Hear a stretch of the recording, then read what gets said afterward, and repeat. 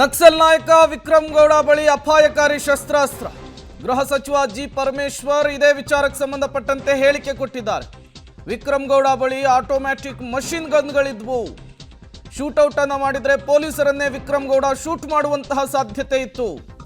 ವಿಕ್ರಮ್ ಗೌಡ ಹತ್ಯೆಯ ಬಗ್ಗೆ ಗೃಹ ಸಚಿವ ಜಿ ಪರಮೇಶ್ವರ್ ಅವರು ಮಾಹಿತಿಯನ್ನು ಕೊಟ್ಟಿದ್ದಾರೆ. ನಕ್ಸಲ್ ನಾಯಕ ವಿಕ್ರಮ್ ಗೌಡ ಬಳಿ ಅಪಾಯಕಾರಿ ಶಸ್ತ್ರಾಸ್ತ್ರಗಳಿತ್ತು ಅಂಥೇಳಿ ಗೃಹ ಸಚಿವರು ಮಾಹಿತಿಯನ್ನು ಕೊಟ್ಟಿರುವಂಥದ್ದು.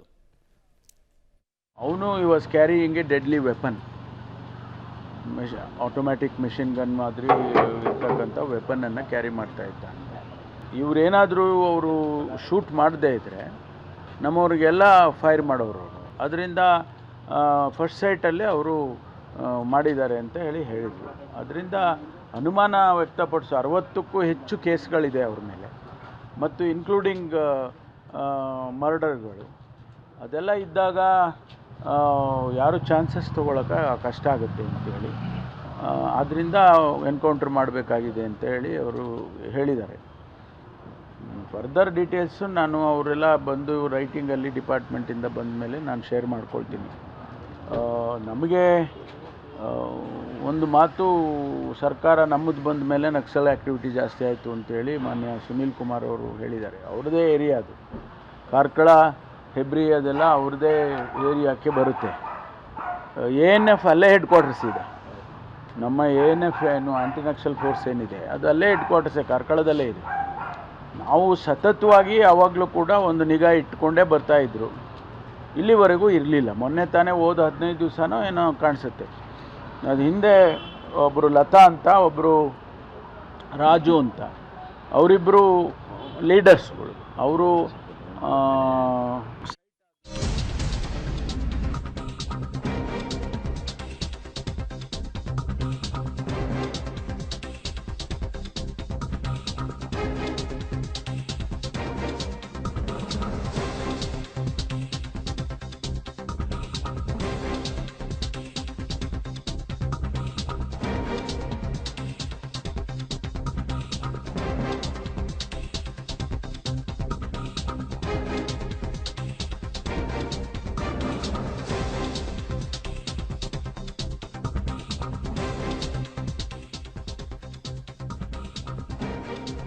ನಕ್ಸಲ್ ನಾಯಕ ವಿಕ್ರಮ್ ಗೌಡ ಮರಣೋತ್ತರ ಪರೀಕ್ಷೆ ಮುಗಿದಿರುವಂತಹದ್ದು.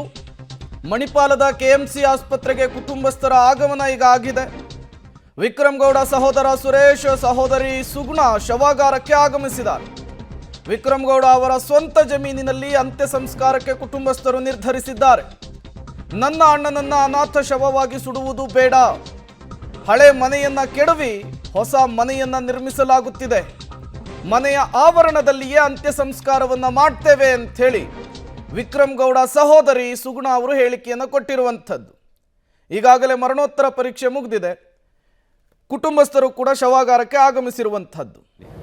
ಕೂಡ್ಲು, ನಾಡಪಾಲ್ ಗ್ರಾಮ ಕೂಡ್ಲು ಮನೆಯಲ್ಲಿ ಮಾಡೋದು ಅಂತ ನಿರ್ಧಾರ ಮಾಡಿ. ಅದೆಲ್ಲ ಉಂಟು, ಜಾಗ ವ್ಯವಸ್ಥೆ ಅವ್ರದ್ದೇ. ಅಲ್ಲಿ ಮನೆಯೆಲ್ಲ ಉಂಟು, ಮನೆ ಇಲ್ಲ ಅಷ್ಟೇ, ಮನೆ ಕಿತ್ತಿದ್ದೇವೆ ಈಗ. ಆದರೆ ಅಲ್ಲೇ ಇದೊಂದು ಮಾಡಿ ಕೆಲಸ ಅಲ್ಲೇ ಮಾಡೋದು ಅಂತ ಎಲ್ಲ ಕೊನೆಯ ಕಾರ್ಯಕ್ರಮ ಅಲ್ಲೇ ಮಾಡೋದು. ಚರ್ಚೆ ಅಂದರೆ ಚರ್ಚೆ ಅಂತೇಳಲ್ಲ, ಅವರು ಸ್ವಂತ ಮನೆಯೆಲ್ಲ ಜಾಗ ಅವರೇ ಮಾಡಿಟ್ಟಿದ್ದೆಲ್ಲ ಇತ್ತಲ್ಲ, ಯಾಕೆ ಹಾಗೆ ಹೊರಗಡೆ ಮಾಡೋದು, ಅಲ್ಲೇ ಮಾಡಿಬಿಡು ಅಂತ. ಹಾಂ, ಮಾಡುವ ಅಂತ. ಹಾಂ, ಅವರು ಅಕ್ಕ ಮತ್ತು ಅವ್ರ ತಂಗಿ ಮತ್ತು ಅವರು ತಮ್ಮ ಡಿಸೈಡ್ ಮಾಡಿ ಹೇಳಿದರು, ಹೀಗೆ ಹೇಳಿ ಮಾಡುವ. ಅಲ್ಲಿ ಈಗ ಕೇಳಿ ಈಗ ನೋಡ್ಬೇಕು, ಈಗ ಏನಾಗ್ತಾರೆ ಅಂತ ಕೇಳಿ ನೋಡ್ಬೇಕು. ಅಲ್ಲಿ ಇಲ್ಲ, ಈಗ ಫೋನ್ ಮಾಡಿ ಹೇಳಬೇಕು ಅಷ್ಟೇ. ಫೋನ್ ಮಾಡಿ ಹೇಳಿ ನೋಡಬೇಕು. ಮನೆಯಲ್ಲಿ ತಗೊಂಡೋಗಿ ಅಲ್ಲಿ ಮಾಡೋದು ಅಂತ ಅವ್ರು ಮಾಡಿದೆಲ್ಲ ಮನೆ ಜಾಗ ಎಲ್ಲ ಅಲ್ಲಿ ಉಂಟಲ್ಲ, ಮೊದಲಿಂದ ಇದ್ದದಲ್ಲ. ಅದಕ್ಕೆ ಅಲ್ಲಿ ಮಾಡುವಂಥ ಅನಾಥ ಶವವಾಗಿ ಯಾಕೆ ಸುಡಬೇಕು ಅಂತ ಎಷ್ಟೊತ್ತಿಗೆ ಇರಲಿಲ್ಲ, ಮನೆ ಬಿಟ್ಟು ಹೋಗಿದ್ದಾರೆ. ಹಾಗೆ ಅಂತ ಅಣ್ಣ ಮತ್ತು ನಾನು ಮಾತಾಡಿದ್ದು. ಅವರು ಹೇಳಿದ್ದಾರೆ ಹಾಗೆ ಮಾಡುವ ಅಂತ. ಜಾಗ ಎಲ್ಲ ಉಂಟಲ್ಲ. ಹೌದು, ಅಲ್ಲಿ ಮಾಡೋದಂತ ಇತ್ತು. ಮತ್ತು ಹಾಗೆ ಎಲ್ಲ ಮಾತಾಡಿ ಎಲ್ಲ ಅಂತ ಮಾಡೋದು ಏನಿಂತ ಅವ್ರ ಹತ್ರ ಕೇಳಿ ಎಲ್ಲ ಇದು ಮಾಡಿದೆ ಅಷ್ಟೇ. ನಾವೆಲ್ಲ ಹುಟ್ಟಿ ದೊಡ್ಡವರಾಗಿದ್ದ ಜಾಗ ಅದು. ಎಲ್ಲರೂ ನಾವು ಅಮ್ಮ ಇದ್ದ ಜಾಗ. ನಾವು ಮೂರು ಜನ ಅಲ್ಲಿ ಇದ್ದ ಜಾಗ ಅದು. ಎಷ್ಟು ಜಾಗ ಇದೆ ಅಲ್ಲಿ 1 ಎಕರೆ ಚಿಲ್ಲರೆ ಉಂಟು. ಹೇಳಿದ್ದೀರಾ ಅಲ್ಲಿ ಊರಿನವರಿಗೆ? ಇಲ್ಲ ಇಲ್ಲ ಇನ್ನು ಹೇಳಬೇಕಷ್ಟೇ. ಯಾವ ಕಡೆಯದಾಗಿ ಬಂದದ್ದು ಆ ಮನೆಗೆ, ಆ ಜಾಗಕ್ಕೆ ಎಲ್ಲ? ಇಲ್ಲ ನಮಗೆ ಅದೆಲ್ಲ ಗೊತ್ತಿಲ್ಲ ಏನು. ಭಾಳ ಮುಂದೆ. ಹಾಂ ಮನೆ ನಾವೆಲ್ಲ ನಮಗೆ ಗೊತ್ತಿರೋದು, ನಾವು ಮದುವೆ ಆಗಿಂದ ಮೊದಲೆಲ್ಲ ಮನೆಯಲ್ಲಿ ಇದ್ದಿದ್ದು ಅಷ್ಟು ಮಾತ್ರ ಗೊತ್ತಿರೋದು, ಮತ್ತೆ ಏನು ಗೊತ್ತಿಲ್ಲ ನಮಗೆ. ಪೊಲೀಸರೇ ನಿಮ್ಮನ್ನು ಬರಲಿಕ್ಕೆ ಹೇಳಿದ್ದೇವೆ, ಮಾಡ್ತೇವೆ ಅಂತ ಹೇಳಿದ್ರೆ ನೀವು ಬಂದದ್ದು? ಎಲ್ಲಿ ಬರಲಿಕ್ಕೆ ಹೇಳಿದ್ದಾರೆ. ಹಾಂ ಹೇಳಿದ್ದಾರೆ ಬರಲಿಕ್ಕೆ. ತಗೊಂಡೋಗಿ ಹೇಳಿದ್ದಾರೆ. ಕೆಲಸನ ಕೊಡ್ತಾರೆ ನಮ್ಮ ಪ್ರತಿನಿಧಿ ದೀಪಕ್ ನೇರ ಸಂಪರ್ಕದಲ್ಲಿ ಜಾಯಿನ್ ಆಗಿದ್ದಾರೆ. ದೀಪಕ್, ನಟೋರಿಯಸ್ ನಕ್ಸಲ್ ವಿಕ್ರಮ್ ಗೌಡ ಮರಣೋತ್ತರ ಪರೀಕ್ಷೆ ಮುಗಿದಿದೆ, ಕುಟುಂಬಸ್ಥರು ಕೂಡ ಈಗ ಶವಾಗಾರಕ್ಕೆ ಆಗಮಿಸಿದ್ದಾರೆ. ನಾವೇನೇ ಮಣ್ಣು ಮಾಡ್ತೀವಿ ಅನ್ನುವಂತಹ ಮನವಿಯನ್ನು ಮಾಡ್ಕೊಳ್ತಾ ಇದ್ದಾರೆ. ಬಟ್ ಇದಕ್ಕೆ ಅವಕಾಶ ಇದೆಯಾ ಹೇಗೆ ಅಂತ ಹೇಳಿ? ಹೌದು ಪ್ರೇಮು, ನಿನ್ನೆ ಈ ಡಿಸ್ಕಷನ್ ಭಾಳ ಚಾಲ್ತಿಯಲ್ಲಿತ್ತು.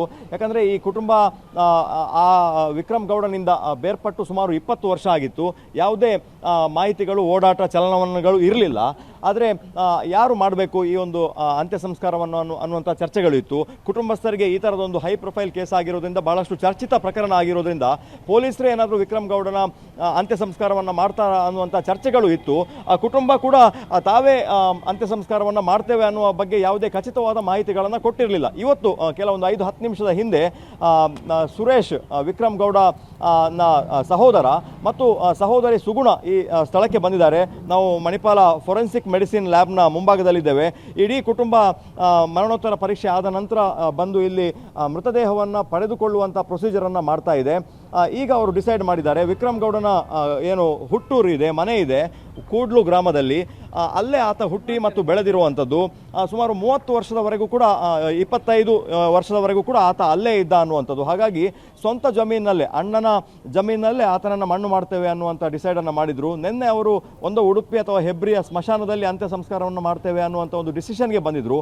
ಆದರೆ ಕುಟುಂಬಸ್ಥರು ಒಂದು ವಿಕ್ರಮ್ ಗೌಡನ ಒಂದು ಕೊನೆಯ ಒಂದು ವಿಧಿವಿಧಾನವನ್ನು ಆತನ ಮನೆಯಲ್ಲೇ ಮತ್ತು ಆತನ ಜಮೀನಿನಲ್ಲೇ ಮಾಡುವಂಥ ಒಂದು ನಿರ್ಧಾರವನ್ನು ಮಾಡಿದ್ದಾರೆ.